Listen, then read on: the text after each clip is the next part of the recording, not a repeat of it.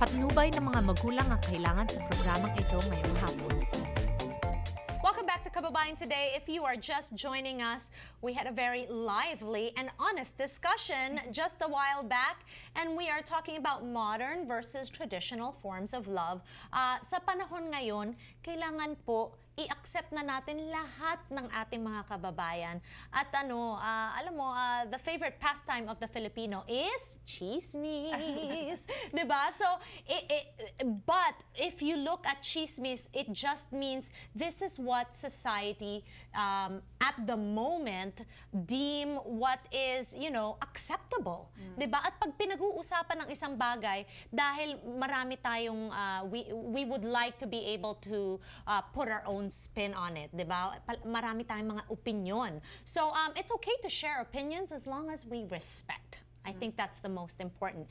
We have our panel here. We are talking about love with these ladies from all various forms of love ang pinag-uusapan. But hindi natin matatanggal yung family, lalo na sa mga Pilipino. Diba? Family plays such an important role. What role do they play in the decisions that you make for yourselves in terms of the person you date, the woman you decide to marry, your fur babies? Like, what role do they play in supporting this lifestyle? Tanette, I know we talked about it briefly, but I think that I'm very close to my family and I'm very close to my friends, so their opinions matter to me, and because they are also part of my lifestyle. So anybody who's coming into that, they've got it's probably a lot of pressure for them, because they have to be able to accept everything that I do with my family and friends. That's a tall order. That's a really tall order. As you know, I mean, you've seen me with my friends and my family.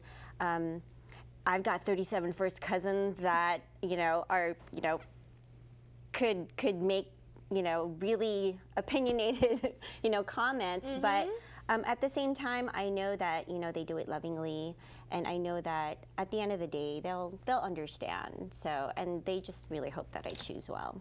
Right. Ikaw, Irene. Both my parents have passed, but I know that I feel lucky in that I never got the pressure from them about having them part of the decision of who I, date or marry. My mom actually, said, it's probably better if you don't get married, and just kind of live in. I got married, it didn't work out. I got divorced, but you're suerte, huh? Because you live here in America. Yes. If you did that in the Philippines, no divorce. Yes. So, and she was very accepting because my dad had already passed, and so there, I would date different people, and she didn't say anything, which is really important, I think, because their whatever impression of you or how they see you is really important. I think in a lot of Filipino families, you listen to your parents, and if they don't, like accept or approve, some independent people will keep on going, but it's in the back of your head, but you keep going, whatever, they think. Right. Well, I mean, having a child of my own, nobody will ever be good enough for your child. I mean, let's just put it bluntly, okay? So why not just accept the person? You raise a child to make sure that they make the best decisions for themselves and leave it to themselves, because I mean, there is a lot of pressure from family to choose that person, diba?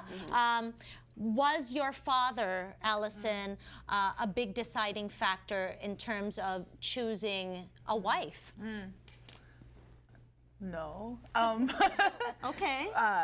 All the love in my heart to my dad, no. But I think there was certainly, what drew me to my ex, what compelled me to be, for us to be in each other's lives, I think was grounded in how my father raised me. And I think that part of why she fell in love with me and I fell in love with her was totally because of who I am, because of how I was raised and who I am in my family and the way I walk in the world. I think what was really hard is that when we went to get married, it was really fast. I realized that it was just more trying to juggle through the legal system, and we didn't take the cultural time I think I should have taken to sit down with my father and say, here's here's about what's to happen, and here's why I have chosen her, and here's why she wants to choose me. But Interesting that you say, though, that there is a cultural, like, you have to put that into consideration, di ba? Na pag magpapakasal kayo, may pamamanhikan, there's tradition Yeah. to follow, protocol. Yes. Which we talked about, and I was like, and he actually said, I can't come to your wedding because I'm so traditional. And his sister wanted to be there. I mean, I learned a lot about my family dynamic as I tried to get married, as I look at how my brother got married, how my sister got married. My sister just recently got married.